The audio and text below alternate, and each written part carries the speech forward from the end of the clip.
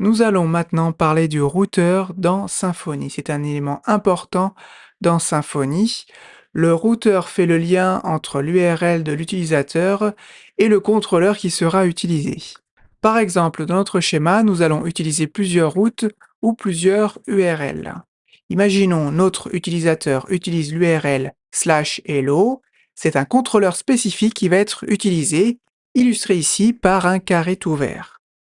S'il utilise /home, ça sera un autre contrôleur. S'il utilise /article, c'est également un autre contrôleur. Voici le fonctionnement du routeur dans Symfony. La question maintenant, c'est de savoir comment déclarer une route spécifique. Voyons cela ensemble. Je suis devant mon projet, c'est exactement le même que lorsque nous avons utilisé les contrôleurs, et si justement je suis sur le contrôleur que nous avons créé. Nous pouvons déclarer une route dans notre routeur grâce aux attributs PHP. Comme vous pouvez le voir ici, il y a un exemple. Ici, c'est marqué route, ce qui est logique. Ici, je mets l'URL /hello. Lorsqu'un utilisateur va utiliser cette URL, c'est cette méthode qui sera appelée. Et dans notre cas, comme nous l'avons vu dans la leçon précédente, il va tout simplement retourner une page qui sera générée par Twig, bien entendu. Twig, le moteur de templates, et qui sera dans ce chemin-là. Dans notre cas, sauf erreur de ma part, cela a été généré automatiquement, mais on peut également modifier pour le changer. Il y a également un nom pour le contrôleur, ici dans la clé name. Pour l'instant, ne vous préoccupez pas, on verra ça plus tard. Nous allons maintenant créer une nouvelle route avec l'URL /article. Lorsque l'utilisateur va utiliser cette URL, un simple message va être retourné. Nous n'allons pas utiliser un moteur de template, Twig, pour simplifier les choses. Donc, quand quelqu'un tape /article dans notre site, le retour, c'est liste des articles. Donc, l'utilisateur va voir ce message apparaître dans son écran. On n'oublie pas de sauvegarder. Je suis donc devant mon navigateur avec mon site que l'on reconnaît et je vais mettre article /article. Et vous voyez, apparaît liste des articles, le message que nous avons mis dans la méthode de notre contrôleur en dessous de la route article, avec un S. Donc c'est super, ça fonctionne très bien. On va continuer. Dans Symfony, il est également possible d'utiliser des routes dynamiques grâce à une variable. Pour bien comprendre cet aspect, nous allons utiliser un exemple. Pour l'exemple, nous allons créer une nouvelle route et une nouvelle méthode. Alors ça sera article, et là, vous voyez, on a mis ID. Donc retenez bien cet aspect. Ensuite, on a mis ID ici dans la méthode, qui est un paramètre de la méthode show. Très bien, on comprend qu'ici, ID correspond à cette variable ou paramètre de la méthode, et que nous pouvons réutiliser ici. Pour cette route, j'ai utilisé liste comme nom de fonction. Peu importe le nom que vous utilisez, il faut juste que les différentes méthodes soient différentes les unes des autres. Ici, j'ai utilisé la méthode show. Donc on va faire un test et on va voir quel va être le comportement de notre site avec cette route qui est dynamique. Donc il faut taper article sans S et ensuite on met quelque chose après et ID va être remplacé par ce que nous mettrons.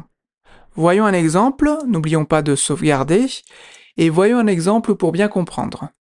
Alors, on a dit article sans S, et je vais mettre ensuite un slash, et je vais mettre un numéro, par exemple 45. Que va-t-il se passer? Eh bien là est affiché l'affichage d'article avec l'ID 45.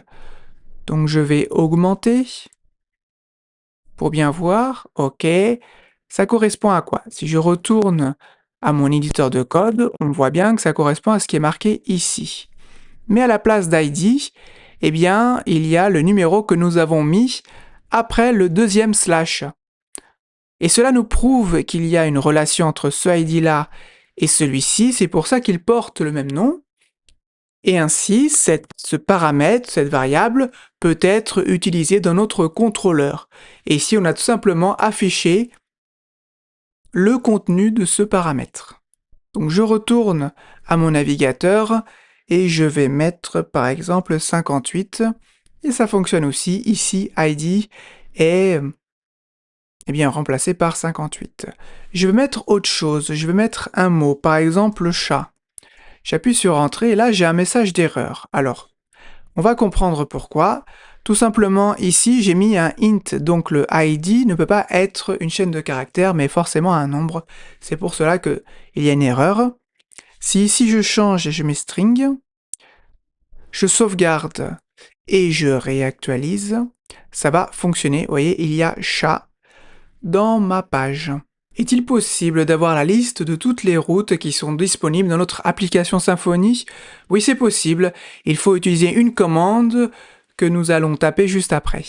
Voici la commande. Il faut taper php, ensuite bin-console. On utilise la console, les commandes de Symfony, et on tape debug ou routeur. Essayez de retenir cette commande, elle est importante.